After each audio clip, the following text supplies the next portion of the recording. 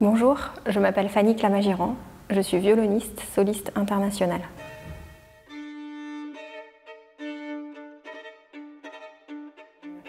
Lorsque je regarde un match de tennis avec Nadal, Federer ou Djokovic, même si je ne suis pas experte de la discipline, je suis assez sensible à l'excellence et au très haut niveau, à l'engagement total, la recherche du geste parfait aussi, l'intensité, la détermination, une certaine aussi liberté qui s'en dégage après tant d'années d'expérience et de travail, et puis qui mène parfois et peut-être souvent quand même à la magie de l'instant. Et pour moi, c'est exactement ce qui se passe et ce que je ressens en scène lors du concert et de la performance. Eux sont des artistes dans leur domaine et puis moi aussi une athlète. Finalement, ça se mélange et dans ces moments d'enjeu, de pression, la plupart du temps, on vit quelque chose de fort, de grand, d'important et ça en fait un privilège. Je dirais que je n'associe pas qu'un seul lieu à ma vie, mais en fait le monde entier. Car voyager, en fait, c'est mon métier, c'est ma vie, ou en tout cas une très grande partie.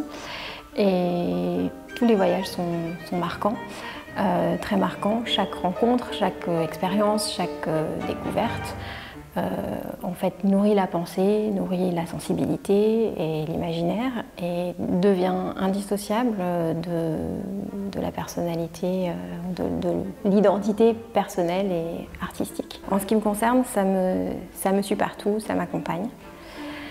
Et le monde entier, en fait, c'est le terrain de jeu, dans tous les sens du terme, en fait, le plus riche et le plus enrichissant. Comment je pourrais oublier l'accueil particulier, privilégié que j'ai reçu, que je reçois à chaque destination, l'émotion aussi de pouvoir visiter des lieux incroyables comme les pyramides d'Égypte, ou d'avoir eu la chance d'accéder à des salles privées au musée de l'Ermitage à Saint-Pétersbourg pour admirer des collections très incroyables, précieuses, des pierres taillées de Catherine II. Et puis quand je suis arrivée la première fois au Brésil ou à New York, à Venise, ou la découverte du Japon, du Pérou, en fait ce sont à chaque fois des instants rares et précieux. J'ai un rapport au bruit du monde extérieur assez distant. Je suis plutôt centrée sur un monde intérieur. C'est là que je trouve en fait ma force et mon équilibre. Aussi, j'arrive à recréer un semblant de chez moi partout où je vais. Effectivement, être au Japon ou à New York, c'est très différent, au-delà bien sûr de la différence de culture. Les sons, les bruits, les atmosphères, la vie au sens rythmique en fait, du terme. Leurs sons propres et sont particulièrement marqués, sont très reconnaissables aussi. Donc, ce sont effectivement des univers distincts et non familiers, mais qui ne me déstabilisent pas. Je crois que je ne cherche pas, en fait, je ne vois pas ça comme une source d'inspiration.